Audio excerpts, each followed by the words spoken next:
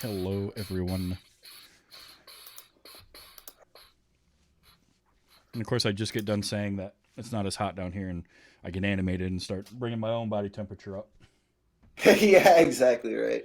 That's how it goes. Okay, so first things first. Let's see. Some video. Okay, so how is this on the sound? Are we sounding better? Yeah, that's picking up your other mic. Awesome. Yeah. So, is it how's the volume? Is it loud? Volume's perfect. Yeah. Oh, okay, cool. All right, great. Okay, so that's good there. Now we see if I can get both at the same time. Yeah, that's always the tricky Another one. question here. So, and if we can't, then I'll flip it over. If we can't, then we can use this, and I can record Discord. Okay, let's see here. Just gonna go ahead and test. Hey, stand by for a minute. I'm just gonna kind of go to my louder points here. Oh wow, that's crazy! I can't believe. So we've got. Are we at 4, 5?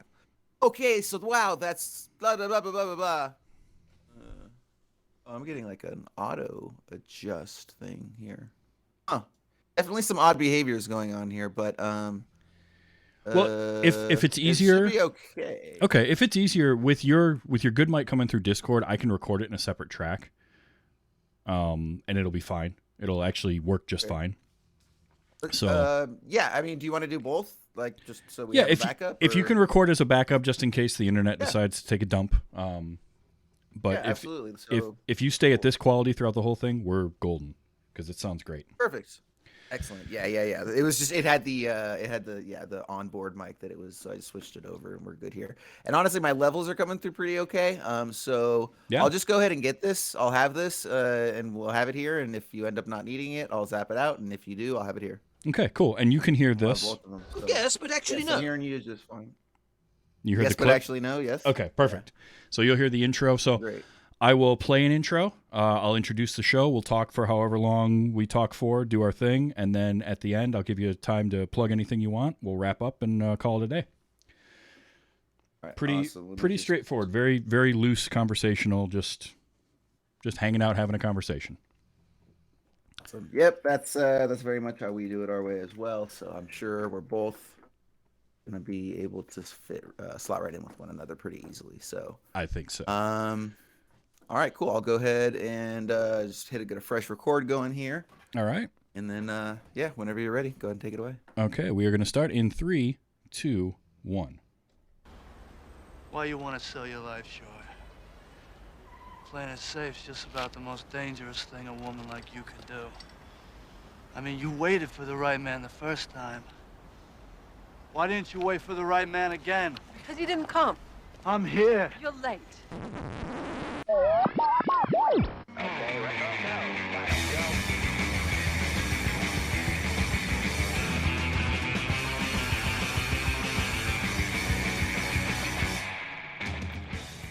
Hello and welcome. Welcome and hello. This is Wait, You Haven't Seen.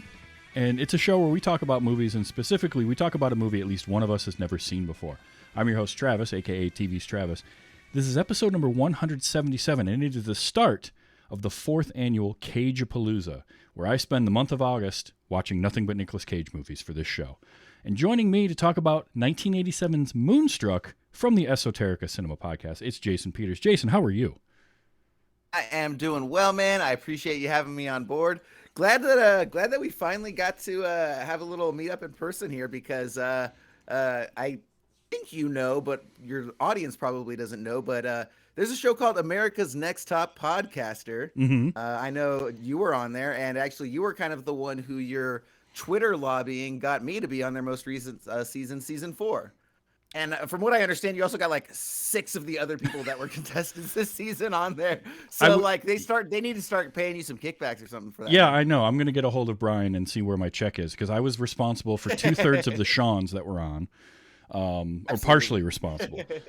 Yeah. So yeah, we've kind of danced around. We've talked about having you on for a little while, and so it's great to finally get you on here. And I couldn't think of a better time to do it than with Nicolas Cage and my yearly celebration of all things Cage, because I do feel like he's kind of a national treasure in a lot of ways. Oh, yeah. And so it's great to look at the different movies that he's done. And we got talking, and Moonstruck was the one that we settled on, and I had never seen it before, and I don't think you had either, correct?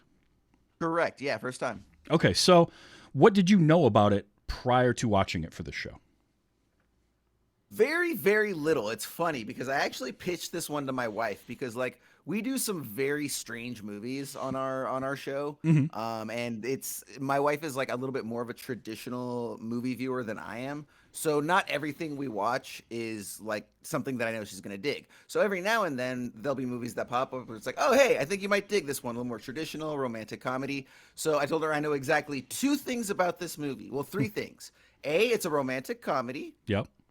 B, Cher won an Oscar for it. Mm-hmm. And C, there is a line where she looks at a man and slaps him in the face and tells him to snap out of it. Only 3 things I know about Moonstruck. So I knew those 3 things and that Nicolas Cage was in it. That's it. That's what I knew And going true. into this movie. I suppose I did know the 4th one as well. Otherwise, we wouldn't be here right now on Cage-A-Palooza. That's right. So, okay, first question for you. What do you think of it? You know what? It was a surprisingly sweet movie that I didn't really, again, going into it with no expectations. I had known that there was, what do you want to call it? I had known that Nick Cage kind of had a unique accent that he affected for it. I did hear that, and sure enough, he did. Mhm. And I'm not exactly sure to this day what that accent is. Neither is But he. that's the thing about, yeah, right? That's the thing about him is he has that ability to just sell it, you know, regardless of what it is. He sells the hell out of it 100% and it works. But I found the movie really charming. I found it to be exceptionally well paced. I thought it moved very well. There was some very charming actors. Like you rarely see Danny Aiello playing like the sheepish character, right? I'm used to seeing him as like the tough gangster guy. Olympia Dukakis is always very lovely to see. She's a very charming actress. And most specifically, the one thing I think that I most responded to in the film is there was a number of very sweet moments. They weren't even really plot points. They were just these little tiny moments that involved older characters in like long-standing marriages, right? Yes. And it's so like it's such a trope and it's so beaten to death, like the couple that's been married together forever that just argues and hates each other and they're always yelling. And it did kind of actually give you that up front, but where this movie kind of like gave you and sort of made it a sort of different flavor at the end is that it always ended on a sweet note. So whether it was like the first older couple in the convenience store where they're arguing and then he looks at her and says something sweet and she's like, oh, you, and then they have the moment, the, you know, moment where the one character is looking out at the moon and then, you know, he turns back and, you know, him and his wife have a very sort of like amorous little playful moment there.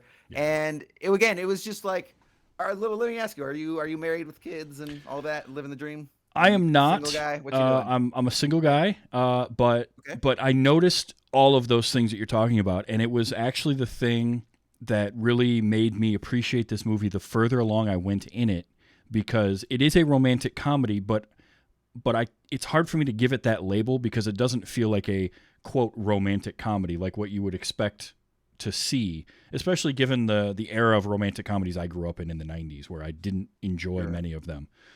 This had all these great, like, it's a testament to a good script and a really good director casting these people. And then, like you said, it had the trope of the older couple that bicker a lot, but it wasn't just that wasn't their defining characteristic. Yeah, and I loved that. Yeah, it was really nice to see. Yeah, the heart in this movie is what made it something. I know for a fact that younger me wouldn't have appreciated this movie. Totally. But watching it now and seeing it for the first time, I was blown away by how much I enjoyed it and just how much heart there was to it. This wonderful gooey center of like sweet moments. I think some of my favorites were, like you said, the older man. He's standing there looking at the moon, and he turns around and just kind of gives his wife this really goofy look when she tells him how he looks. He looks 25. And he just gives her that goofy look, and like I'm watching that, I'm like, see, that's like, I want more of that stuff in movies because that's real life. Like that's a couple. You don't You don't get married and stay together for 30 or 40 or 50 years and not just be madly in love with each other. Like that trope of the couple that can't stand each other isn't really real. I've never truthfully witnessed that in my life, like in real life. Yeah. So to see it in a movie the way that most of the couples I see, the liquor store couple was another one. That was a great moment because it's that setup of like they're just bickering back and forth, and then he just stops her in her tracks with that whole, you know what I see? The woman I married. And she's like, oh, and I just loved that. It was great. Yeah, there's a lot of little moments like that, and it's, you know, like, so for me, you know, I've been married officially for 6 years, but I've been with my wife for like 16 because we were together forever. And yeah, you know, it's kind of one of those things where it is very easy to sort of get caught up in just the day to day and taking care of the kids and the bills and all of that. But there are just these little moments, right? And it can often be just no more than that, right? So often in film, especially with the romantic comedies, I think you're talking about like the Kate Hudson and Hugh Grant movies and all those sort of things, right? But this is much more of like, I would say that this has more in common with the spirit of like As Good as It Gets, right? James Brooks, Albert Brooks movies. It's got that realism, kind of, you know, that would be later carried on by Judd Apatow. You know, it's sort of like maybe without some of the more extreme subject matter that he'll go into, right? But yeah, you know, and so often it is just really those like small moments. It's not these huge sweeping grand gestures, right? It's not Heath Ledger taking over the PA for the school and singing in front of the entire high school. It's not, you know, someone taking a helicopter and swooping down and stopping the marriage and sweeping them off, right? Like, real life love looks like tiny little moments, right? Holding your partner's hand during a, you know, engagement, you know, that both of you are forced to go to, and neither of you want to be there, but you know, you've got to put on the faces, right? Like those little sort of bonding moments that you have with each other. And the film does a great job of exploring and showing us those. It does. And I kept waiting for that moment of that grand gesture, some sort of big like thing in the middle of the street in New York. And Nick Cage has like a big speech that he gives. And his speech, which I kind of played part of it at the beginning of the episode, was not that huge grand thing. It was fairly small, but it was very pointed, and it cut right through kind of the facade that Loretta's trying to put on, and I really appreciated that. But I also loved how it was all those little moments. There was never that one great big thing. Even the whole ending, the climax of the movie that takes place in that eat-in kitchen with everyone around the table, like it crescendos, but it crescendos in a way that feels like just a bunch of people happening to be in the same spot at the same time. And I loved how it just kept layering, and it kept layering and layering. And you get, you know, Ronnie shows up, and then the aunt and uncle show up with a completely different subplot that I had forgotten about. Like, there again, though, there's some great writing because they don't have any reason to be there at the end of the movie, except that she took their deposit the day before or whatever it was, and never took it to the bank. We never see her take it to the bank, but I just assumed she did that before she started doing her shopping. Yeah. One of those things they just, okay, you assume we don't need to show it to you and waste screen time, but we all know she took it. Yeah. But then to have it like circle back and they show up being like, hey, our deposit never made it to the bank. And that's a big thing. And that shows just how wrapped up in Ronnie and all of this stuff she got, that she completely forgot that. And it's like a nice extra layer of character for her. That I really liked, and also tying in the whole family thing, which that was a huge deal, is like the family and how close knit they are, and how, again, no matter what goes on, they can end it on a good note because they're a loving family. Like even the blow up between mom and dad, Olympia Dukakis and Cosmo, is not like this huge blow up, but it's a tense moment. But by the end of it, they're smiling and arms around each other again. I just loved that. And everything's sort of, I think also they did, well, this is sort of reinforced because everything is kept very small and very humble, right? Like in again, a more traditional romantic comedy, it's like a big grand gesture. And so it's got to be at, you know, some grand opera house or a really nice country club. And like this entire scene, this gathering of like 8 to 9, 10 people, however many it is, it's like all in this little small New York kitchen, right? Yep. Like it can barely even hold all of them. I don't know if it was a set and that's how they were able to film that, or, you know, the actual logistics of that, or if it was just a really cramped apartment. But Yeah, so but either way, again, it's six, all of them cramped around this little small, like almost card table, Yeah. right? Yeah, and So it keeps it apparently very relatable. that was one of the most difficult scenes the directors ever shot. Norman Jewison, who I want to talk about him in a minute, but Absolutely. he went on record saying it was one of the most difficult scenes he shot because he had all the people in that small space, and so he basically blocked it and staged it like it was a stage play. And he did all of that and got everything blocked and staged how he wanted, and then he figured out where he could put his camera inside of that and shoot it that way, which is that's a veteran move by a director, because you think about it, like Absolutely. a film director's gonna be like, all right, here's what the shots that I want, now we'll put the people where they're gonna be, and he's like, no, I need the performances to be what they are, so let's figure out where that's all gonna happen, and then I'll shoot it based off of that. And I thought that was really cool to read, and it made that whole scene great because you've got Rose and Cosmo, and then Loretta and Ronnie are there, aunt and uncle are there, old man, which is the greatest credit ever. The grandfather's just credited as old man. He's sitting there, and then Johnny shows up, Danny Aiello, and so you've got them all crowded around. And I loved the moment where everybody's happy again. We've gotten past the whole Johnny and Loretta aren't getting married, and then Ronnie asks her to marry him, and everybody's happy again. And there's Grandpa starting to cry. And Cosmo's like, "What's wrong?" And he goes, "I'm just so confused." Yeah. That was one of the funnier moments in the film. One of the funnier one-liners, definitely. And old man was great. In every scene he was in, he was stealing it with his pack of dogs. He had his 5 dogs that went everywhere with him. And yeah, there's certain actors where they're just like able to just express so much through their face, right? He's definitely one of those people. They give him.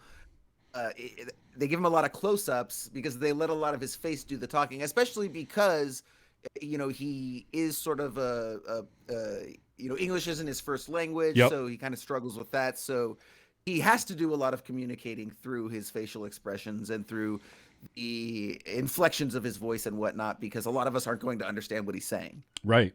Yeah, and I loved him as a character of like, he's on the outside witnessing all this happening, and like his son is it's interesting. I don't know if old man knew that Cosmo was having an affair of some kind, but he didn't quite believe him. Like it seemed like there was a moment, especially that moment early on when Cosmo's getting into the car as he's coming back with his dogs, and he just gives him this look. And maybe it's the whole, like, you need to pay for your daughter's wedding, and maybe that's what he's kind of hung up on. But then later on, he runs into Rose out on the street with John Mahoney. Yeah. And so there's that tension going on, but he doesn't want to create a scene on the street.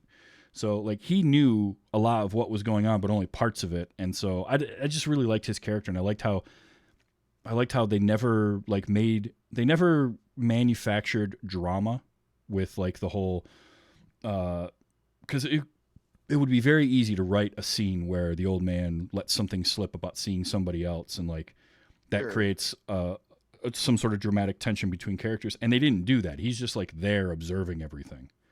Yeah. And I like and that. I don't know if it's like a cultural thing as well or not, but there's almost sort of like implicit understanding that like people are going to cheat, and if you could just knock it off and come back, it's kind of okay, right? Like we see the Olympia Dukakis character do that with her husband. Mm-hmm. It's kind of insinuated with some of the other characters, and even with the Cher character with Loretta, like you kind of get the sense that if he would have, Danny Aiello character would have been okay with it if he just would have like accepted her or not. But of course, like mom, I also think it's funny too that just the whole thing, because there's kind of this stereotype about like the Italian mother being sort of like the domineering matriarch of the family. Mm-hmm. And it is kind of funny to see how much power that character has, Danny Aiello's mother, without, I don't think we actually ever hear her talk the entire time. If so, maybe it's in Italian when she's on her deathbed for a minute. That's, I think, the only thing. Yeah, it was like in the background. But it is funny because they do such a good job of like,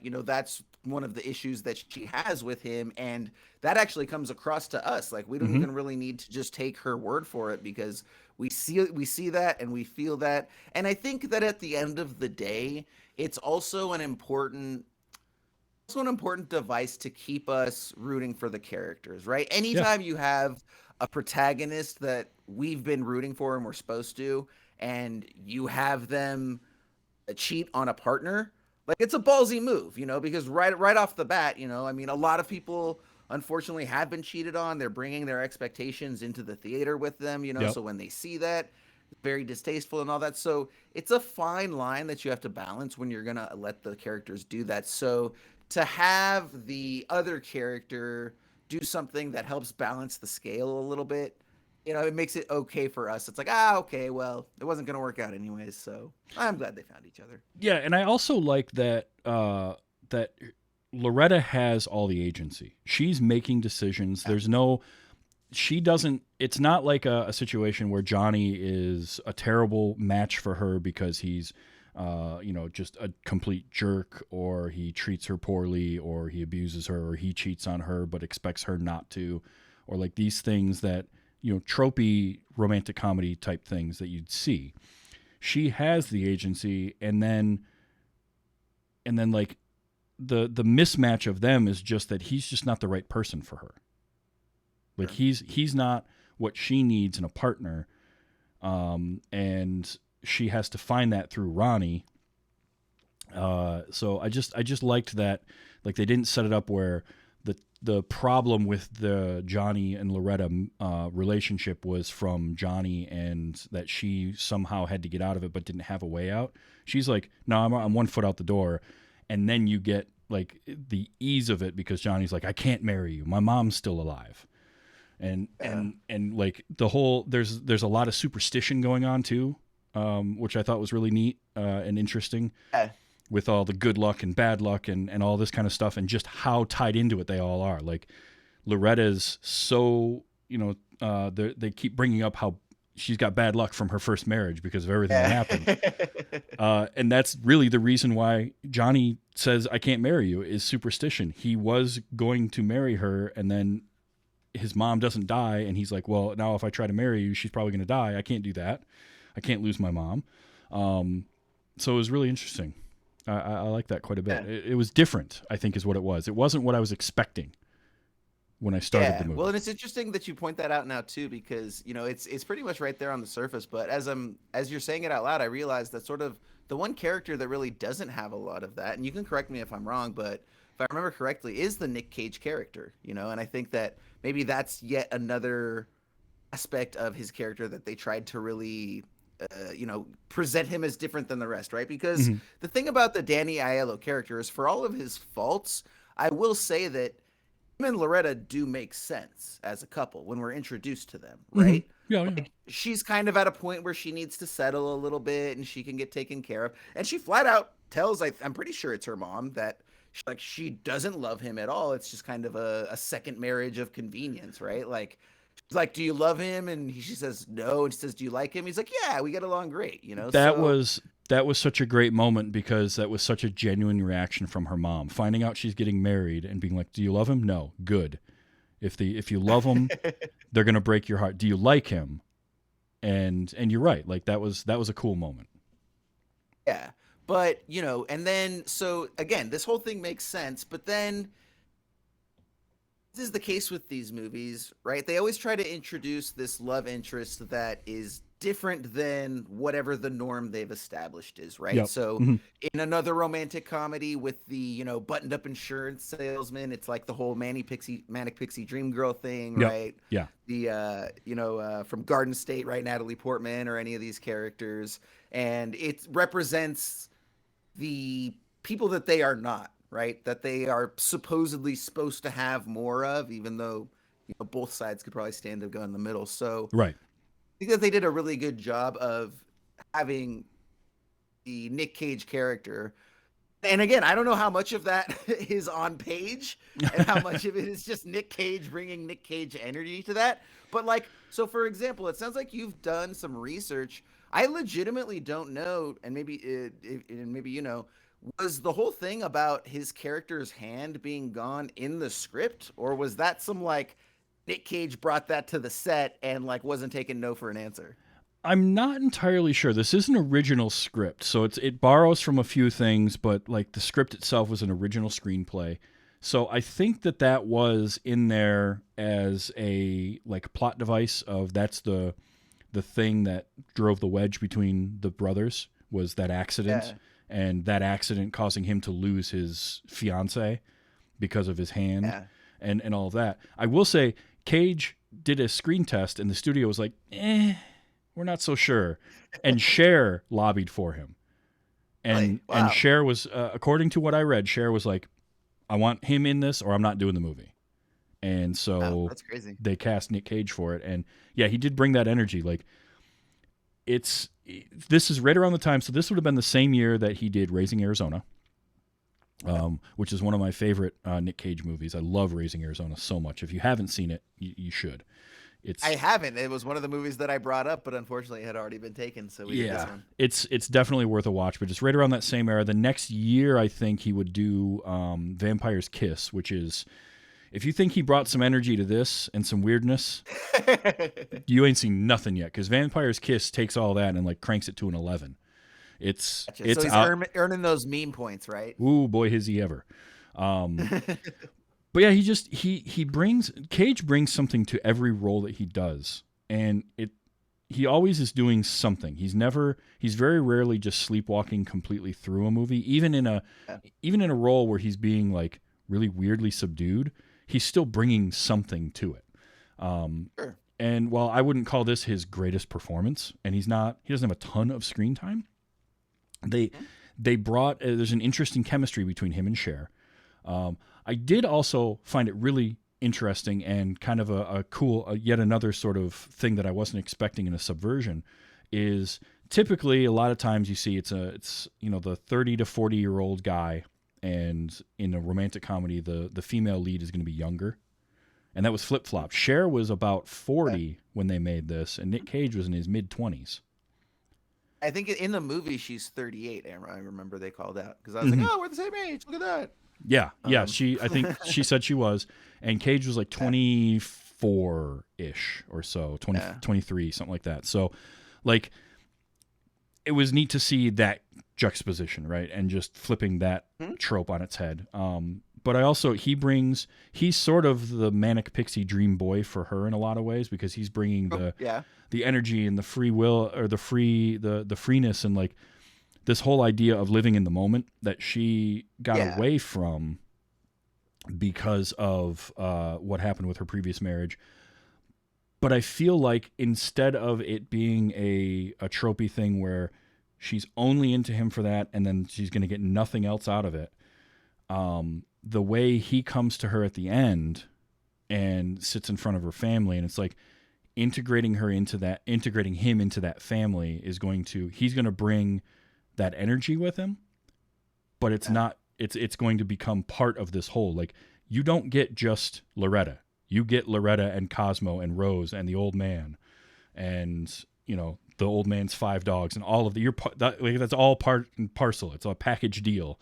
And he's willing to do that, and I like that.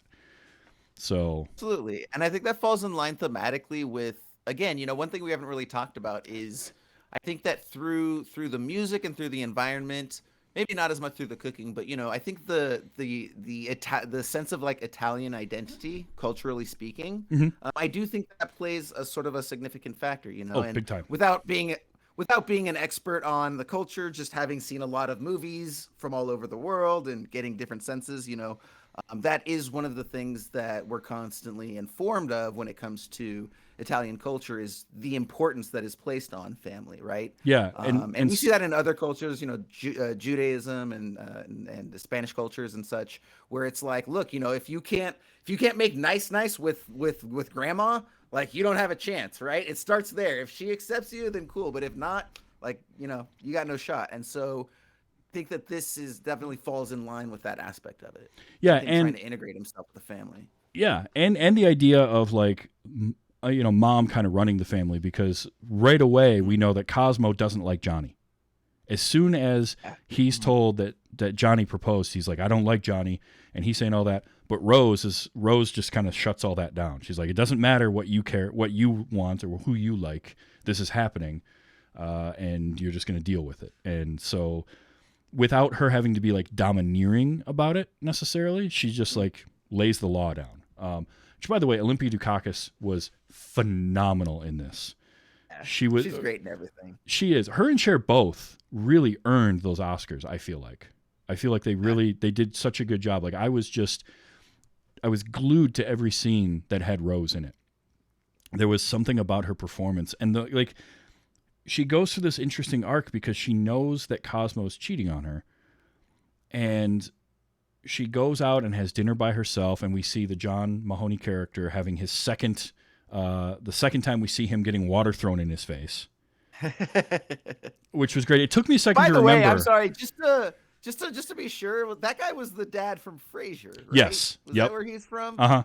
Okay, because it wasn't even until later after the movie. I was like, yeah.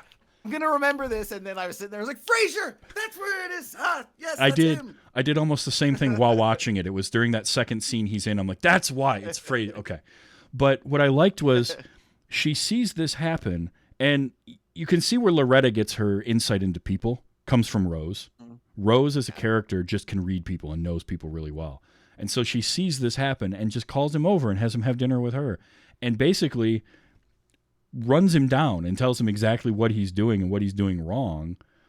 And, he's Perry, John Mahoney, he's still like trying so hard the entire time those two are together. And she never had any intention of bringing him home. She never had any intention of doing anything with him, but she wanted to talk to this guy and just try to learn more about why men do what they do. And I just found that really fascinating. Like, for her to do that, and again, she has all the agency, she has all the control in that situation, and here you've got Perry, like, he's still trying to put his moves on, he's still trying to be, the little bit younger guy, and maybe an older woman I can do something with. You kind of get that feel, like he's trying that, sure. And she's just shutting him down left and right, and like, nope, no, and he's just not getting it, and that was a great scene, but I just, more of Olympia Dukakis. Yeah, and that's very much reflective of her character, and I think that there's a number of aspects, but more so than any other aspect, I think the one thing that makes her so interesting is she's definitely the person that knows herself the most, mm-hmm. but also knows everyone else around her.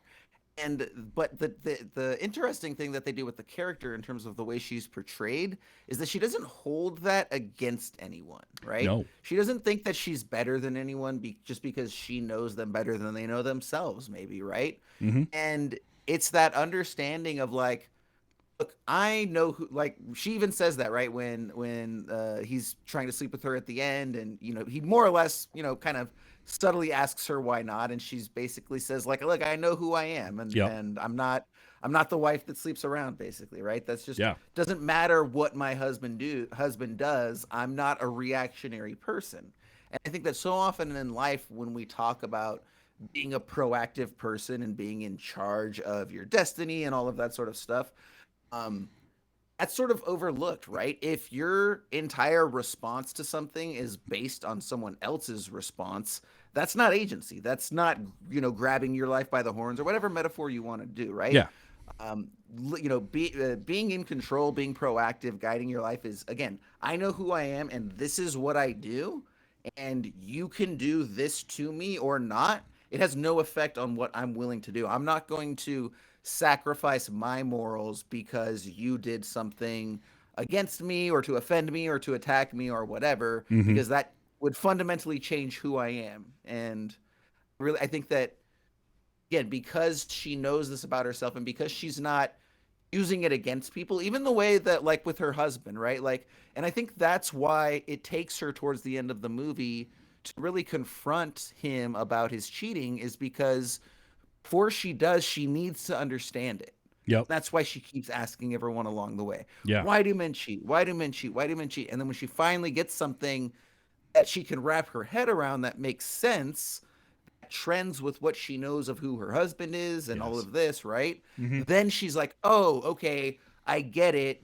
Now that I understand this, I know that I am the type of person that can forgive my husband. Yep. He's willing to accept responsibility and move forward. And I'm going to make it real easy on him. I'm not going to bust his balls too hard. I'm just going to make him admit that he did it and tell him he has to stop. And if he Yes. does that, we can go along. And I'm sure there's a part of her that's like, what am I going to do? I'm an 85-year-old woman or however old she is, right? Let's start over now. My kid and my husband. Right. Like, no, like, so all of this is the response that someone who has lived a life where they've been introspective and they've learned about themselves, they've been perceptive enough to see the people around them, and like she knows how the world works whether or not anyone else does. And I think that's why we respect her as much as we do.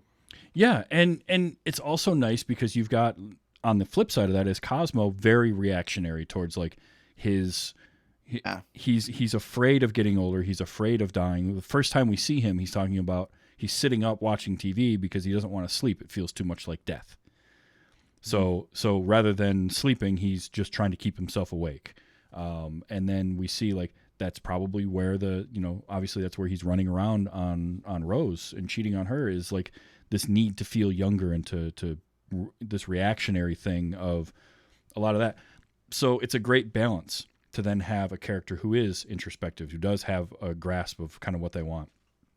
It was really, really good. I can understand why all three, Cher, Olympia Dukakis, and Vincent, what's his last name? Vincent Gardenia, all got nominated for Academy Awards for their parts. Cher and Olympia Dukakis won because Cosmo was great. I really enjoyed him. And it was cool to see like these what felt like real people, not characters in a movie, but actual three-dimensional people. Is something really, really nice to see. So I appreciated that. Yeah. Even down to the fact that like Cosmo's girlfriend looks like he would actually be Cosmo's girlfriend, right? Yes. Like, Yep. so often they get Cosmo and he's got like, I don't know, he's out there dating, some Nicole Kidman looking girl, or even like younger, right? What? Like, Yeah. like, I don't know. God, it's so funny. I'm getting so old now. I'm trying to think of young celebrities and I can't at all. I know I'm sitting here difficult. searching for like, I'm like, who is it? Yeah, no, I know nobody under 30. So, anyways, but just the fact that she's of his age and she's maybe looks like she's a little bit more sexually provocative and whatnot. But again, he doesn't get some like 25-year-old girlfriend off the street.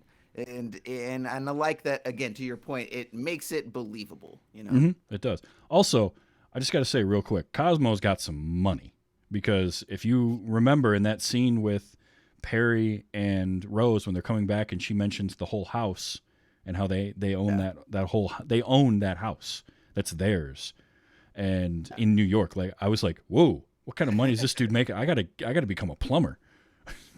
I guess it helps when you're selling all copper. Well. Yeah. Yeah, right. But they allude to it too, because they, he walks around like he doesn't have any money, and then his wife says something defective like, "Oh, you've got plenty, you can afford whatever you want," right? When he's talking about not paying for the wedding. Then, sure enough, when his dad like actually says like, "Hey, pal, you got to do this," right? Yeah. I'm like, sure, no problem. Okay, I got it. I can cover it. No big deal. I got it. And that was a great moment because that's the first insight we get into the fact that Rose understands a little bit of what's bothering Cosmo and why he's acting the way that he is. When she says like, your father has plenty of money. He's just gotten cheap. And he didn't used to be that way, but he thinks if he keeps all his money, he'll live forever. Yeah. So like she's already kind of got that idea about him. So then as things progress and she learns more she starts asking everybody, why do men chase women, and finally gets to like, oh, so it's a being afraid of dying type of thing. Well, that fits with Cosmo. So I love stuff like that. I really enjoyed. So Norm Jewison is the director of this movie, and Norman Jewison was, when I first read the name, it didn't click. It wasn't a name that was front of mind like Scorsese or Spielberg or anything like that. And then I start looking at his directing credits, and holy crap, he directed a whole bunch of like movies that are, In the Heat of the Night.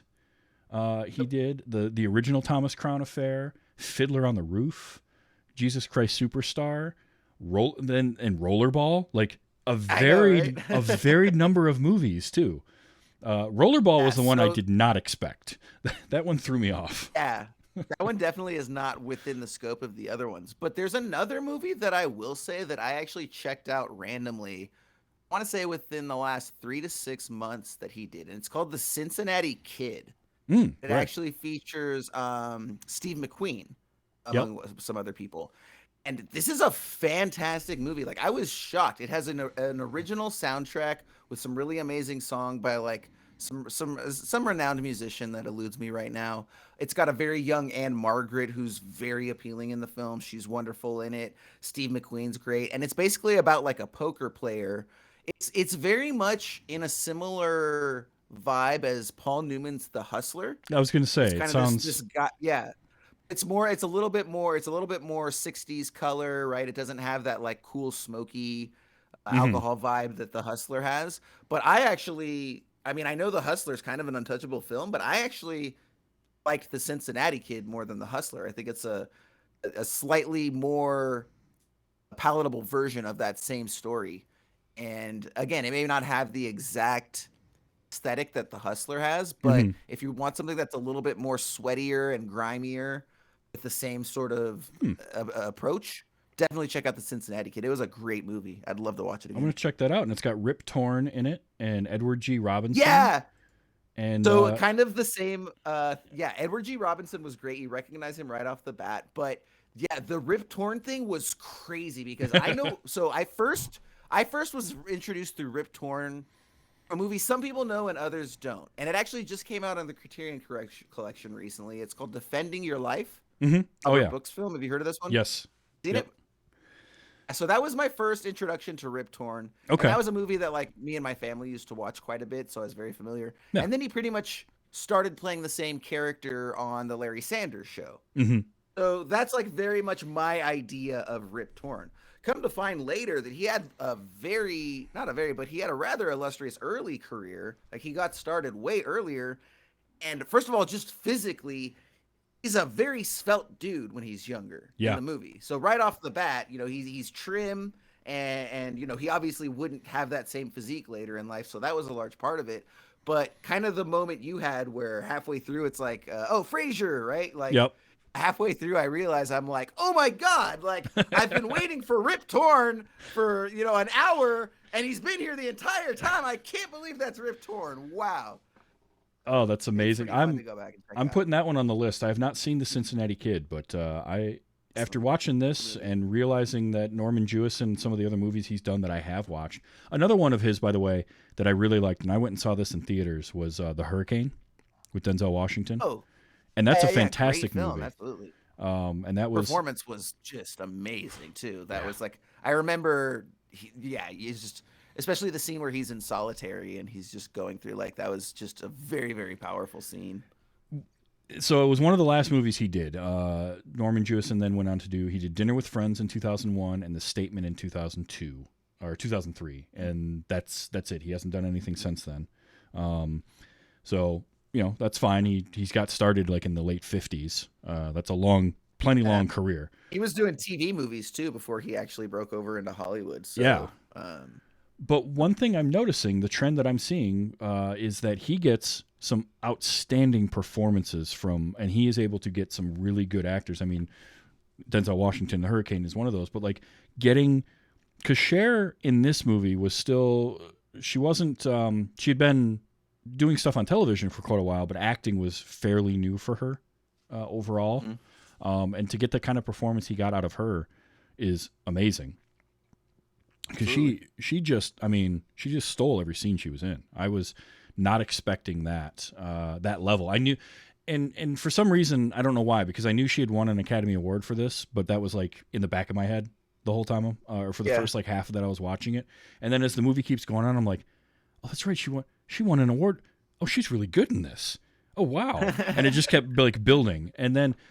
Then you bring in Nick Cage. And again, Nick Cage brings some different energy to this. And a young Nick Cage, I've always kind of said that, like, with Nicolas Cage, if it's a established director, and especially you can kind of tell when he gets into something where he really respects the director that he's working with, because he does try things and he goes in a few places. And this isn't the most, it's certainly not a subtle role from him. But the movie needs his energy, and Yeah, it, definitely. it needed what he brought to it. What, even with the sort of New York accent he was, I'm not really sure what that accent was.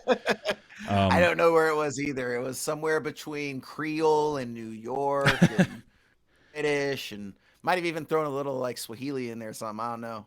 I have Yeah, no idea what the hell he I was did doing. capture a little bit of audio that sounds pretty good in there.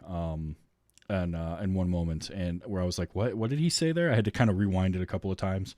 But it's great. And like the first time you meet him, he's just down in this dark, nasty basement shoveling coal into an oven. And by the way, so that was a real place. That's a real bakery in New York, and it's not a bakery anymore. It's a different restaurant, but all that, apparently all of the ovens and everything are still in the basement there because it's just too costly to pull them out of there.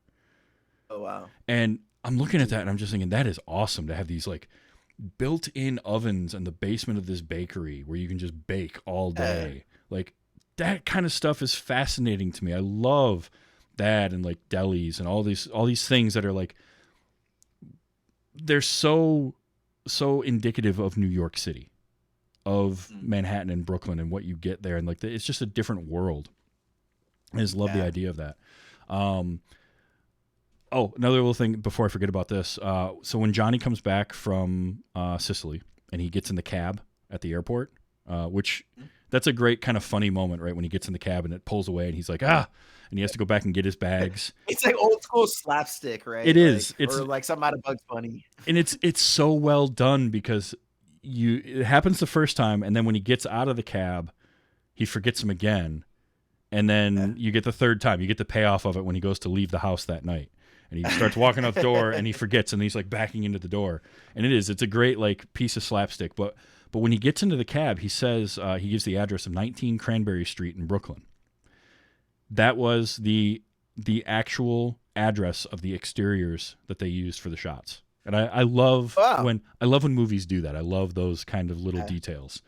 So yeah, I thought that was great. I haven't spent enough time over there in New York, man. It was kind of one of these things where it was like growing up, you get a certain impression. So I'm from Los Angeles, California. I've been here like my whole life, and so you get a certain impression of places or an idea in your head through whatever reason. And I was always convinced for the longest time that just New York was not a place that I was really gonna dig. And then I ended up having to go over there on business and stay over there for a few days. And like, it was a super cool place. Like, I'm not, as someone who's from California, like I'm not used to walkable cities, right? And so just being able to like trip around and drop here and then jump into a subway and go there, like there's something very freeing and very appreciable about being able to live that way. Yeah, and look, I can understand that. It's obviously it's loud, it's fast paced. There are definite detriments to New York City, but the times that I have spent there have been very cool, and it's just it's a totally different. I grew up and live in northern Michigan, so I'm like very rural, very way out there. Away from major cities. Like the closest metropolitan area to me is Grand Rapids, which is 150 miles south. Right. So like I have to I have to dedicate time to get to a metropolitan area. So it's a complete sea change when I go to a city like New York, but there's something about a city like that, whether it's New York, whether it's Chicago, where these kind of older, bigger cities, there's like a cadence and a rhythm to them that makes it just a different place. And I think part of why New York especially is because it was such a setting for so many media properties, because there's so many people there, and it was the setting that you used. But it just has like this feel to it that is really cool. Could I live in New York? I think the younger version of me wanted to, and I just it never worked out. Could I do it now? Probably not. I probably wouldn't want to be there more than a few weeks before I'd lose my mind, but it's hard to say. But like, you see the deli that she goes into that her aunt and uncle run, and like that just fun feeling where it's the old couple are running the deli and there's a few people in there, or the bakery, like I said, is just really cool. By the way, the old couple in the bakery, when Cher first walks in there, and they're buying the bread and they're leaving, that's Martin Scorsese's mom and dad.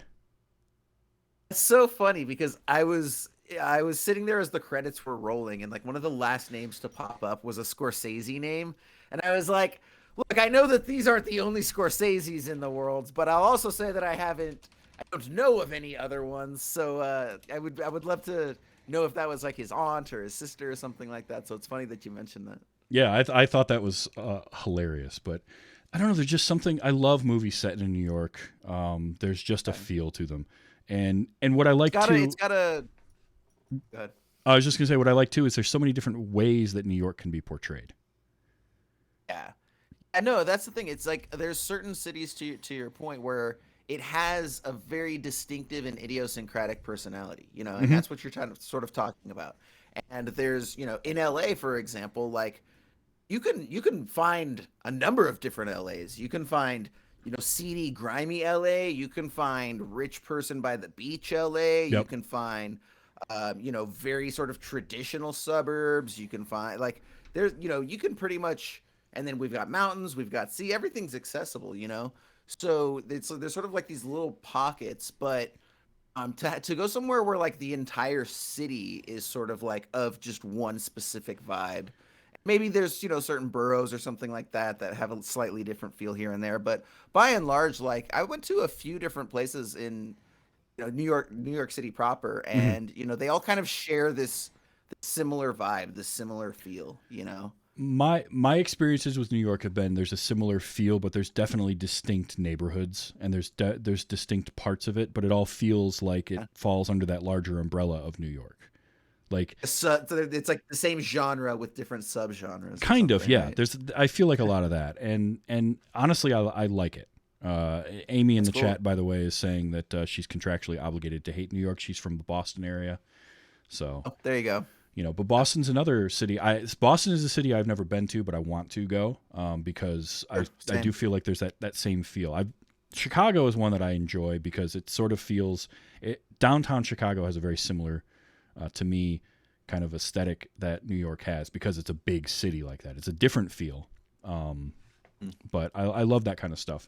And part of it is that it's so different from what I'm used to. So it's like I'm getting to kind of see what I saw in movies growing up. And now I'm getting to experience that. And it's just it's so different. You know, I like to joke about people that are around here that never leave the county. And that can happen. And that can even happen in places like New York where you just never leave your neighborhood. There's like there's a few blocks of area that you just live your whole life in because everything is right there. So it's very different. But I love that. And I liked how this movie didn't try to like, it made New York part of it and it feels like New York, but I never felt like it got overly too much that even with like the strength of all the accents and kind of the way that they would talk, because there's like, New York Italian Americans have a different cadence to their speech and like a different speech pattern. But that always felt to me as an outsider, it felt real. And that's exactly what it is. Yeah, it feels like whatever the equivalent of like the sort of real locals would be for New York, right? Because it's sort of like how when LA is portrayed, right? Anytime you see like LA in most films, it's always like downtown Los Angeles and the West Side, you know? So it's either like the South Central gangs or it's like the, you know, rich West Siders. But my experience, having lived here my whole life and being from the area too, is plays a lot more like Paul Thomas Anderson movies than people give it credit for. So Paul Thomas Anderson movies take place in the San Fernando Valley, which I'm actually very adjacent to. Okay. And it's kind of dirty. There's a lot of industrial parks. You know, there's a lot of like local restaurants and strip malls and things of that nature. And that's sort of like the LA that I know. Whereas the LA that typically gets represented in films is like what all of the actors that come over from other states know, because that's the world that they're getting in. But like if you actually live out here, like, it's a very different feel. And like I said, the only person that I've really seen consistently represent what I would say is like real Los Angeles is Paul Thomas Anderson, which he's from San Fernando Valley, so he would know as well. That's interesting. LA is another place I've never been to, and I would like to visit at some point. Just because again, movies and television and just this idea of what it is, and I like to see places. I like to see different things, and it's so California and LA is so different from where I'm at that it's kind of something that I want to check out. Man, and we're very much like I said, like if you want to go see, all of the wealthy, beautiful people eat at restaurants that you can't afford, we can take you there. And then if you want to go half an hour across the way, we can go to like a really shady dive bar behind a homeless encampment where you can get $3 beers and no one's checking IDs, right? Like literally any subsect of whatever you want to find, you can find out here. That's what's crazy about it. That's amazing. So I had to, because this movie had a few moments in it, I had to capture some audio. And I want to play a few of these because these are great. The most famous line from this movie, and I believe it is hit the lists of like some of the more famous movie quotes of all time, is Cher. And here it is. Snap out of it. When he tells her that I love you, she slaps him twice. That second slap, you can tell, was like the sound effect of it was added in post, but I think the first slap was real. Maybe she forgot her line real quick, and I just like buy a quick extra second. Hold on, let me do this one again. But like how you repeat the question when you're not sure what the answer is going to be. Yes, exactly. What am I doing? What am I doing? I'll tell you what I'm doing. Yeah. And that's a great line, and it's a great it's such a great reaction to I'm in love with you. Snap out of it. What's the matter with you? Like, it's so good. Now it is funny because one of the things that I really like to note about like famous quotes through cinematic history is the nature in which some of them are delivered, right? Mm-hmm. So thinking about like your action one-liners, like Welcome to Earth from Independence Day, yep. or, anything from Predator and stuff like that. There are always these very sort of stagey moments, right? Like, the camera almost like pushes in to set them up and, they get these hero shots.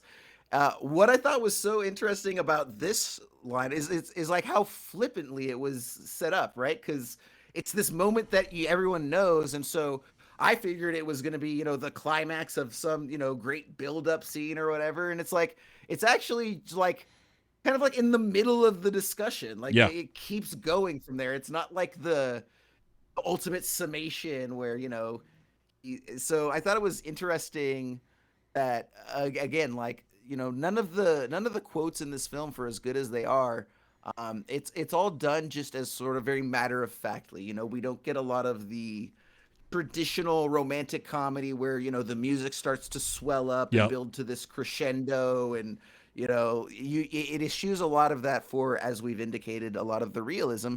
Also, I thought that one of the aspects of the film that really helped to solidify that is the cinematography. Mm-hmm. One of the things I was telling my buddy this morning, the guy I do the our show with, my co-host Ryan Siebold, dope guy, and I was telling him, I was like, one of the most interesting things about the film is within the first few minutes, I was commenting myself how much the film almost looked like a documentary about New York, like the way that like every Sidney Lumet film looks or something like that, right? Like it's kind of gritty, it's a little grimy, it's not this like. I think, I mean, I know he can't control the weather, but I think that it's more like overcast. But yeah, it's more of a muted color palette. There's not these bright costumes. Everything sort of exists more in that like middle range when it comes to just the overall color design and everything. So I think that by shooting it in kind of a more of a documentary fashion, or giving it at least that feel, also helps to solidify that again. These are real people telling real stories. It felt almost like the French Connection, like that era of filmmaking, that 70s era of filmmaking, and that made this story work because exactly what you just said. It makes it feel more like real, and I love that about it. So, yeah, and I love, because you're right. There's two types of like iconic lines in movies. There's the ones where everything drops out and they play to the line, and then there's stuff like this where the line is just part of it, but it stands out, and that moment jumps out at you. And so that's what this one did. This is Nick Cage doing... You figure it out. Just listen. You look beautiful. Your hair. Yeah, I had it done. What is going on there? There's like he's dropping an R like he's from Boston on your head. Yeah. And Yeah. like he couldn't think of the word beautiful halfway through the word beautiful, so he just sort of gave up. I don't know what's going on there. It's amazing. I don't. It would be interesting to just sort of hear his approach. You know, it's kind of like. So okay, so for example, I have like some music friends, right? Mhm. One of the things that we'll talk about is every now and then there's certain like guitarists or musicians that are on so many drugs that they don't perceive the world the same way, right? Right. And so when you listen to like their guitar solos, they reflect that. So for example, if you go back and listen to a lot of like Keith Richards guitar solos, like especially in like Sympathy for the Devil, like they're these really weird like stop start things and like the melodies aren't what you expect. The point is that like I think most of us either think a certain way naturally or we're influenced by the same media growing up to where we kind of think in the in certain terms visually, musically, etc. And then there's someone where they're either just naturally out there, they're on a lot of drugs, they've gotten some sort of training that we haven't been exposed to. Maybe they're from a different part of the country that looks at these things differently, but they have a way of thinking about things, a way that's different from the rest of us. So then what comes out natural is very natural for them. Mm-hmm. They're just like, well, you know, I just did this and that because this and that, da da da. And to the rest of us, it's like, I can't wrap my head around what you're doing. Like, you say, well, this goes with this naturally. Like, me, that's like putting a square peg in a round hole. It doesn't fit. And yet, for some reason, to you, it fits together perfectly. And I think that Nick Cage is one of those guys where it's like, in his head, he's like, what do you mean that's a weird decision? I mean, you know, a Caribbean accent goes very well with this, you know, English period piece. I don't know what you're talking about. Of course, they had cornrows in the 1800s. Exactly. I don't know. There is a so the movie Vampire's Kiss that I mentioned earlier in the show. He goes for it in that, and there are clips on YouTube that have commentary track with him and the director. And it's some brilliant stuff because he, like, even he's not quite sure what he's thinking sometimes in these movies. There's a moment where it's one of his weird faces, and he's like, you know, I was actually I'm not really sure what I'm going for here, like exactly what I was doing there. It's just I just did it, and I think that's why, like, Nick Cage can be a meme. You can make fun of him, but at the same time, there's a lot of process going on in his head, and there's a reason behind what he's doing. And sometimes it works, sometimes it doesn't. You know, sometimes you get Mandy, which his performance in Mandy, if you haven't seen that, is really good. That movie. Not only have I seen it, it's actually one of my like top 10 films of all time. I adore Mandy more than I should. I saw that movie like 5 times in a row. Like, I didn't even see it in theater. Someone else saw it first, recommended it to me, and then I was like, oh, this is absolutely my shit. I need to own this right away. Yeah, like it's great, but like Mandy. his performance is really good in that for as out there as it is. And then, you know, then he might do something like Bad Lieutenant Portugal, New Orleans, or whatever it is, and you're just like, what's happening here? Like, what are you doing? But he's always doing something, and this was another one of those movies where he's doing something, and he brought, like, it just works somehow. I can't explain how it worked, but it worked. And so just the way he said beautiful and yeah, like, okay, cool, Nick, we're gonna go with it. We're gonna go with it. That's great. This was just old man. I just had to get this because it made me chuckle. Buongiorno. Just loved him coming in to the kitchen like that in the morning, and he's sitting down and he's seeing everybody sitting there eating oatmeal, and just that's it. I don't know why, that just cracked me up. Aunt and uncle the next morning after their little amorous play, after he does his moonlight, which, by the way, that was the only full moon I've seen that's lasted longer than that was in the movie Werewolf. Where that was like a full moon that lasted like a month, because this was a full moon that lasted like 3 nights. It was impressive. What is Werewolf? I can't say I've heard it's a really, really bad. I actually have only ever seen it on Mystery Science Theater 3000. It's awesome. That type of movie. But the next day when we see Aunt and Uncle in their deli, and just when I just love this line. What were a tiger last night. You were a tiger last night, and just the look she gives him. I'm like, oh, that's a couple that love each other.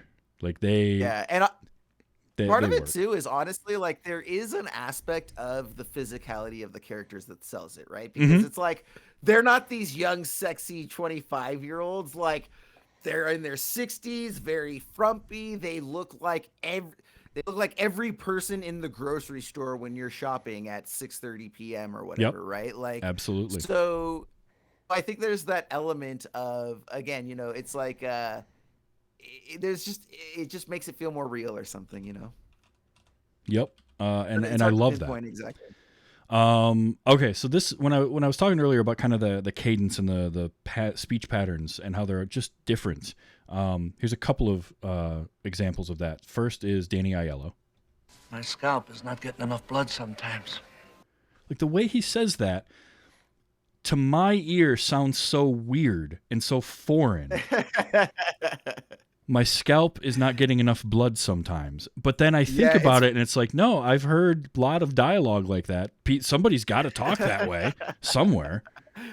Well, it's funny too, because I wonder if culturally, like, so my wife is Jewish, and that very much reminds me of like the way that you would often hear like the superstitious Jewish grandparents in a movie, right? Or like, or the aunt, right? They would always have, or like a lot of the characters in like my Big Fat Greek Wedding, right? There was like the sister character that was always going on about all these different superstitions. So it's like I think there's something about a lot of the cultures from that geography where there is more of that like whole superstition and everything. So it's I always think it's funny anytime it's like, oh yeah, yeah, such and such has been a bastard. He must not getting enough magnesium. Are you having enough liver? Right? Like that sort of thing is very much in line with all that sort of stuff, Oh, it was so good. And it just, again, it's Danny Aiello playing a character that we're not used to seeing him play either, which is even better. Yeah, the shy, sheepish guy, right? Like usually he's ready to like bust out a lead pipe and break some kneecaps. Exactly. And here he's like, oh well, da. This was just a cool, or is an interesting exchange. This is early on. This is Cher and Danny Aiello in the restaurant, and also you've got the waiter, like who I guess must be their personal waiter, the tiny little old Italian man, Popo, I think. So this is when he pulls up with the dessert cart at that moment. Oh yeah. Will you marry me? Bobo, take the card away. Very good, Mr. Loretta. Are you proposing marriage to me? She's just like, that's her reaction. Bobo, take the card away. Very good. Very But I love good. his like, very good. Yes, of course. Right. Like, you get the sense it doesn't matter what you say to him. He's going to be, yes, of course. Very good. Right? Yep. I loved Bobo. So there's a moment where she sees him off at the airport, and of course, obviously he's all nervous, and she gets him off in the airport, and then she's standing there next to the older lady as they're watching the plane get ready to take off, and that old lady just starts on her diatribe of I put a curse on the plane, and tells the whole story of her sister cheating, taking her man 50 years ago or something, and then like I just loved all of that. It was so great. You can just feel the vitriol in this old woman's words, and then Cher responds with, I don't believe in curses. And it's just this. I don't believe in curses. Neither do I. It's like, you just got done telling us about the curse that you put on this, like in great detail. Neither do I. It was so good. It's funny too, because you actually played clips from like we referenced anyways, both of the two biggest laughs in the movie for me. The first of which was that line that she just said, and then the other one was what we talked about at the end, where the grandfather's crying. Yeah, she said, "I'm just so confused." I'm just confused. I love the introduction to Cosmo, where he's sitting in his robe and he's watching TV, and Loretta comes home, and it's at that point that I'm like, oh, okay, so at that stage I wasn't sure if she was playing a lot younger than she is living at home. And obviously there's a cultural thing there too of still living at home. Yeah. Because there's the whole scene where she's talking with her mom about, are you going to move in here or not? Which I found very fascinating as well. But I loved the introduction to Cosmo when she goes over to Pop and he just responds with, I can't sleep anymore. It's too much like death. and he's got like the 1,000-yard stare while he's delivering that line too. It's too much like death. And I was just, oh, and that's it would brilliant. And it would be interesting to watch this film again in 20 years and see how you view it, right? Because I'm sure that a lot of that probably hits a lot closer to home, when that's actually something that it's inevitable, right? And you've either accepted it or you haven't. But either way, like that's something that occupies a lot more of your psychology, right? When you're in your 60s and 70s than it does for, us right now. Mm-hmm. So it would be interesting to know if that would change anything or not. Or I don't know if you have any, slightly older listeners maybe that can speak to their experience from that, maybe chime in or hit us up, hit you up on an email or something like that. But it would be very interesting to know how, age may or may not affect your interpretation of this film. Yeah, definitely. So we mentioned earlier how she tells her mom that she doesn't love Johnny. And her mom's like, that's good, don't love him and stuff. And then that gets brought back at the end, a callback, because her mom once again asks her if she loves Ronnie. Do you love him, Loretta? Ma, I love him awful. Oh, God, that's too bad. It's such a good delivery of that. There again, that's Olympia Dukakis just nailing it. But I love that line and that and even callback. Cher's response too, just like the rapid fire, like just without skipping a beat, right? Mm-hmm. Absolutely. And there's just something about that phrase, like I love him something awful, right? Yep. Like it's in a vacuum, the word awful, it has a negative connotation, and then you're introducing it used in a positive light, which is actually interesting because one thing we haven't really mentioned as of yet is that very much speaks to Loretta's character, which is like, I think that oftentimes, for me anyways, one of the best romantic comedy or some of the best way to approach maybe more emotional content is to have that detached character, right? That cynical character. Mm-hmm. When I made reference earlier to As Good as It Gets, like I'm thinking right now, like, oh, that could very well be because much the way the Jack Nicholson character is very cynical, take no bullshit, kind of knows where he is, life's passed him by, it is what it is, tail end. She's very much the same way. She's not an overly emotional person. She's, very matter of fact. You could argue even cynical and jaded. So for someone like that to portray these very strong emotions, I think makes it resonate more because we know that they're not an inherently emotional person. You know? And I think that's what so much of the film is about too, with regards to the Nicolas Cage character, is he represents the expression, outpouring of emotion, right? Mm-hmm. Yeah. If you look at it, all of the characters in this film are very bottled up, from the dad to the Olympia Dukakis character, Cher character. Maybe Danny Aiello's probably the least so, but even then, he's like the one we kind of respect because he's a little like whiny or pathetic, or there's just something about it where he's like a little bit too much of a mama's boy, right? Like he never sort of grew out of that. But yeah, his bottled up isn't that he doesn't express emotions; it's that he's like in this state of arrested development. Yeah, exactly. So and then we have, the opening scene, Nick Cage's opening scene outside of that one shot of him on the phone is, he actually gets like a full on monologue. Yeah. He gets to go on this very emotional outpouring, like, I have no hand, I have no wife, like very, very Nick Cage stuff going on. But again, for a bunch of characters who have, been just very modest,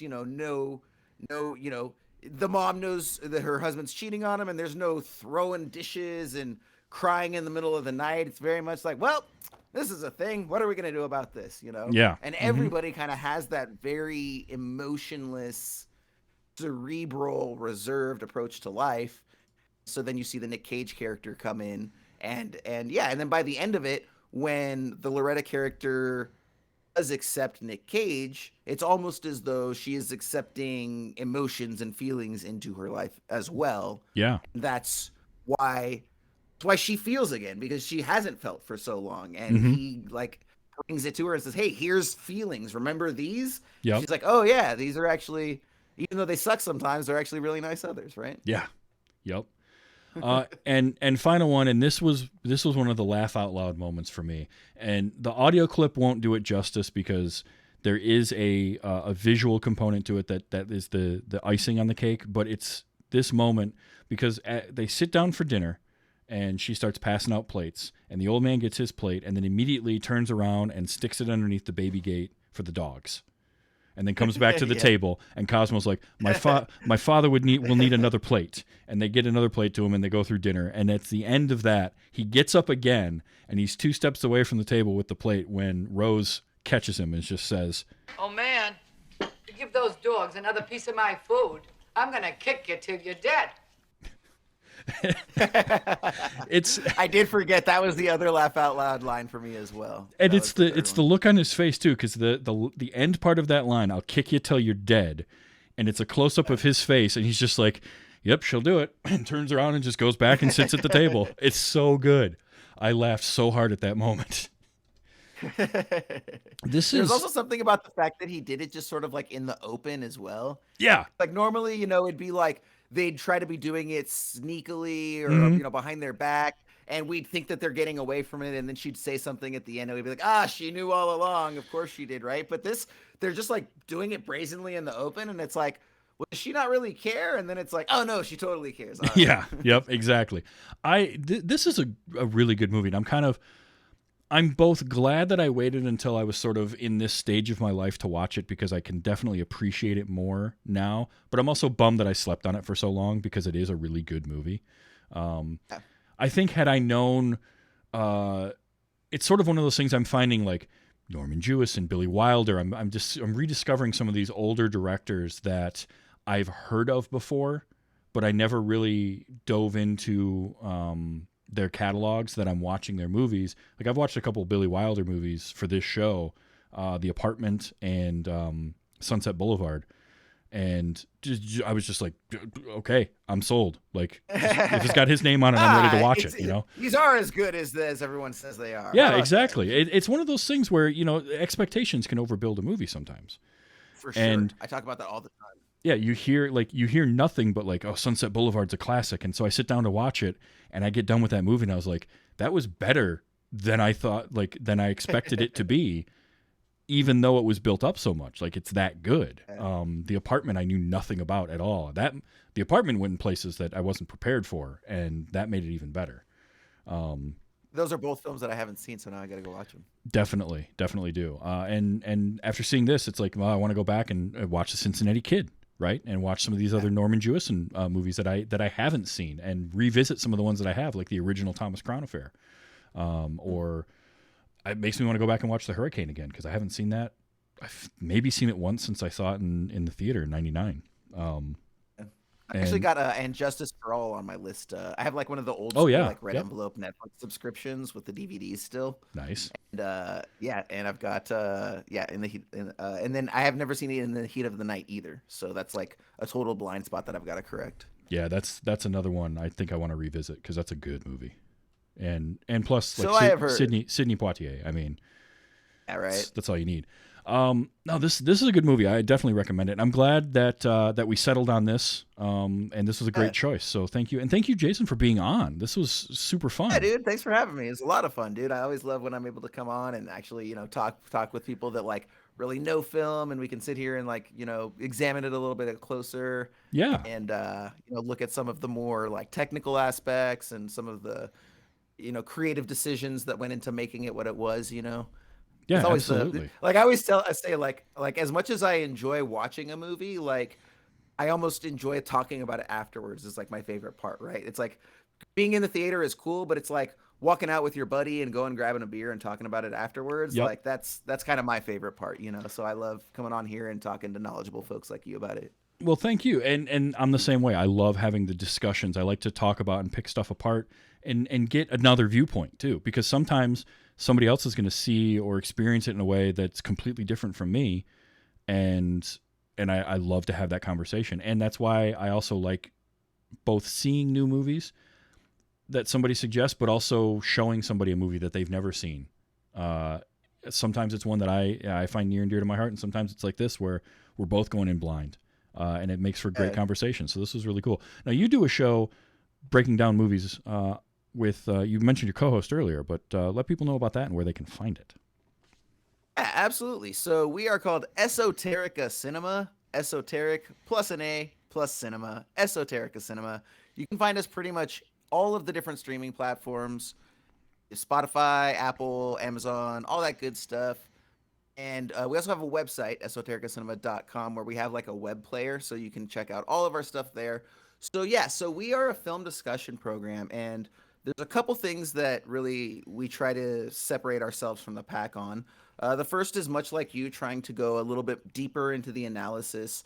We really look at, who's the director, writer, cinematographer, why are the reason they're making their decision, what is the sort of net impact that all of this has on the film that we just watched.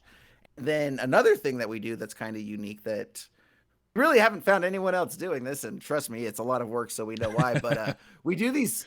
We're sort of big comedy people, right? So we usually have this sort of little like jokey little 3 to 5 minute improv set that we do at the top of our show, where one of us introduces the other with some inane quality, and we sort of play into it.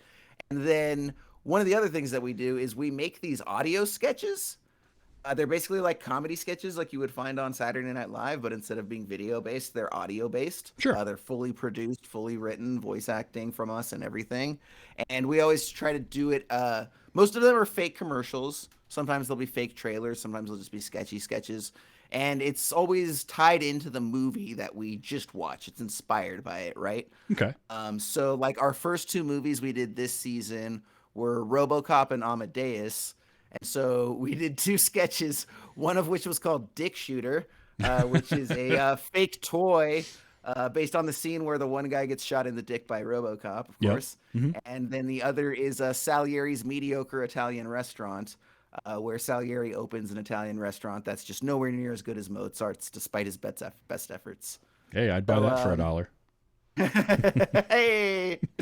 So yeah, so we try to have some fun with that, and the great thing is that that's just we just put that in with our little commercial break because hey, we don't have sponsors, so we don't have commercials, so we figured why not make our own silly commercials. And so we try to bring equal measure a sense of levity and a sense of comedy, but also still really trying to get some good discussion going with some deep insight and analytics. Like it's not just 2 guys like making dick and fart jokes for 2 hours. Like we really look at the films.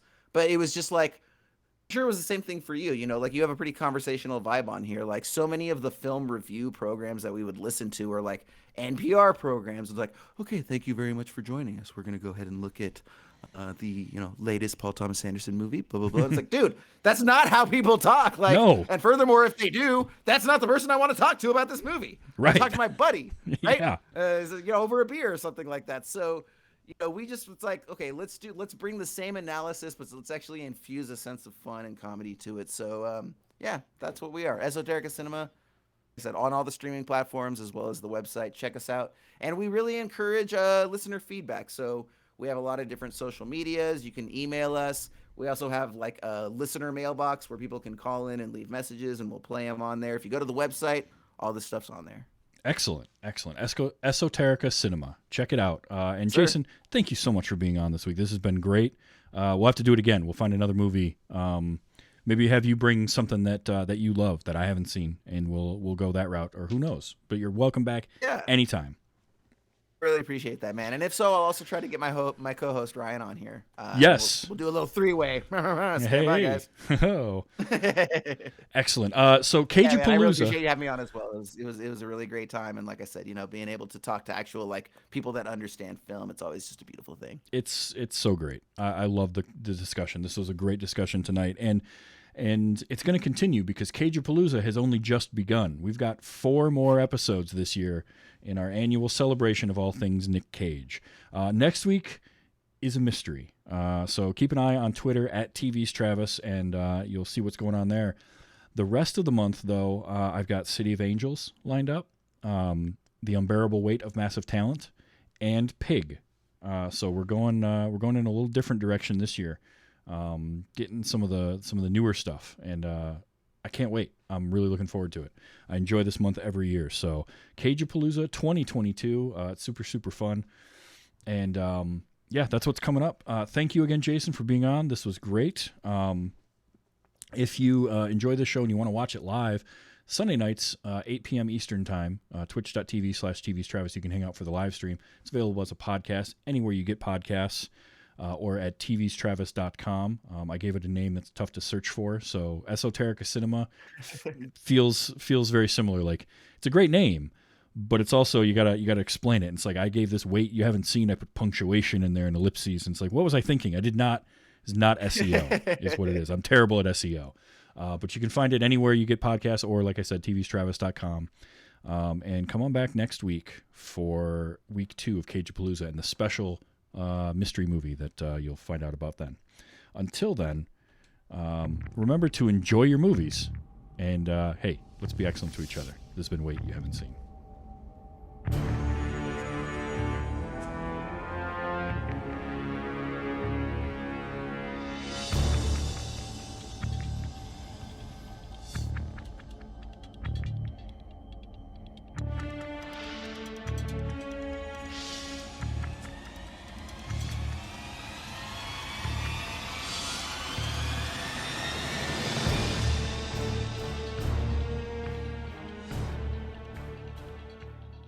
Blue flower, red thorns, blue flower, red thorns, blue flower, red thorns. This would be so much easier if I wasn't colorblind. I realized about a third of the way into that ending song that I didn't put the clip from Moonstruck at the end that was supposed to go there, so I'll have to fix that in post. That was from Shrek last week. But I noticed that. I thought it was a callback to last week, so what was the thing you did? So, yeah, it happens sometimes. I have it all. I usually have that all set up. I've been messing with my Stream Deck and fixing things and rearranging it, and I forgot to do that tonight. So, no big deal. But no big deal at all. But yeah, no, that was great, and your audio was perfect. So I won't need that from you. It sounded great. Okay, that's cool. What I'm gonna do is I'm still gonna go ahead and export it and leave it here for. I mean, how long does it usually take you to like? When do you think you'll edit this episode? I will edit it either tonight or tomorrow afternoon. Okay. Yeah. So like, I'll just hold on to it for a week and then zap it out, just so it's here in case anything gets fucked up or if you just need a moment or something, right? Yeah, it got sure. Garbled or whatever. Perfect. I'll just have this on hand. So. Yeah, dude, I really appreciate you having me on. This was a great time. It was a lot of fun. I enjoyed the movie. I enjoyed it more than I did because I honestly really didn't know what to expect. I had no idea if I was going to like it or not, or how like exactly the vibe was, like we talked about, you know. So yeah, things seemed to work out really well. No, I was pleasantly surprised with how enjoyable this movie was, which is great. I always like that. It was like The Apartment was the one I think that surprised me the most with how much I enjoyed it. Because like Sunset Boulevard was really good, but then when I'm watching The Apartment, I'm like, holy, this is like important because that movie goes into like depression and stuff that places that I wasn't prepared for a movie from like 1960 something to go into. So it was really cool. But yeah, this was great. Thank you. And it's so fun because when I mentioned to you about coming on and you told me like, yeah, you're one of the reasons that I'm on ANTP, and I was like, that's the one I didn't know about. So that's so funny to me. Because like Sean, dude, like Sean Allred and Sean Cyranex, both of them I talk to on a regular basis, and I was like, just do it, just sign up, go for it. And so, yeah, it was one of those where I was like, oh, cool. Well, I'm glad. So I'm glad that I was able to influence that because it's a great experience. I had a great time on ANTP. Yeah, no, it was cool, dude. And like, you know, it's also one of these things where it's like, it's very easy to be like insulated and just kind of get in your bubble and stuff. So anytime there's like organic opportunities to sort of sign up for something and get yourself out there with some other people and, you know, get outside of your own world, it's a good thing. So. Yeah. And regardless of what Danny Ora in the chat says, she is not the reason people don't sign up. She won season 1. She's a season 1 winner. It's Amy Frost. So, no, people sign up because the only reason people wouldn't sign up because of you, Amy, is because they can't top what you did. All right. But yeah, excellent. Thank you, Jason. This was great. And this will be out on Wednesday, so I'll be tagging you on that. I have Because is Esoterica Cinema the only one you have, or do you have another Twitter handle that you use? Just that one? I have my own personal one, but you can just use that. Like, okay, that's fine. That'll work. So I'll be tagging you in that Wednesday when it goes live, and we'll definitely have to do this again sometime, and your co-host too. Yeah, definitely, dude. And same thing, dude. If you wanna come on our show, we do guest spots like semi-regularly. So we actually, part of it is my co-host has, like, he works in the industry, and so he has like this crazy schedule where he's always just up and leaving. Right. And so, like, it's, there's been people where I've had to schedule them and then like cancel on them 2 or 3 times, and it just gets to be like kind of a bad look. So it's not something we can always do, but like when his schedule opens up, then we start reaching out to people, and it's like, hey, sure. So I'll definitely reach out to you when we've got some spots, and we can return the favor, have you on ours. Absolutely. I'll talk movies and stuff all day, any day. So yeah, I'm down. Yeah, and it seems like you'll review pretty much anything. Yeah, is that the case? Honestly, I have a problem of liking too much. I've made the joke. This is episode 177. So I had an episode early on where it was Mickey's Christmas Carol and How the Grinch Stole Christmas. I did a double feature. So I've done 178 movies for this show, and there's 2 that I have no desire to ever see again. And that's M. Night Shyamalan's Avatar, The Last Airbender, was for me was just terrible and boring, and I have no desire to see the Miami Vice movie again. Oh wow, I never saw that one. Yeah, I haven't seen either of those, thankfully. The funny thing with Miami Vice, I'll just say this, is, and I said this during the episode, but it felt like a movie being made by people who didn't like Miami Vice, except that it was written and directed by Michael Mann, who created Miami Vice. So it's like, what's going on here? Because it didn't have, if you ever saw Miami Vice in the 80s, it was the 80s on TV. Like, it was the pastel colors and the like Miami lifestyle, and this was like the opposite of that. It was all muted colors, and it was very dour and very serious, and it just didn't feel right to me for some reason. So yeah, now that trends, that makes sense.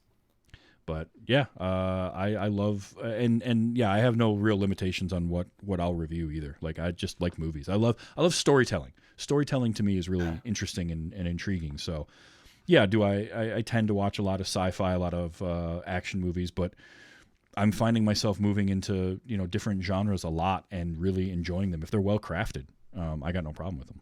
Or some schlock. Awesome. Or one night out of nowhere, some friends of mine that do The More You Nerd. We're watching, doing a Twitch watch party of Velocipaster, and I ended up watching that, and boy, that was a trip. That was something. Yeah, right. Cool yeah, we try deal. to do. I always say we try to do like high and low in terms of the film spectrum. So like we'll do like a Criterion film one day and then Chud the next. So yeah, it's exactly. Like all over the place. Hey, yeah, there's like Schindler's List is great, and so is The Toxic Avenger for very different reasons. Exactly. So right? Just love them all. 100%. Awesome. Well, yeah, that'll fit in nicely with our offerings. So I will definitely keep you posted. And thanks again, man. It was a lot of fun. Thank you. Have a great night. You too, bro. Bye-bye. Bye. Everybody, thank you for hanging out. This was super fun. I need to fix. I wonder.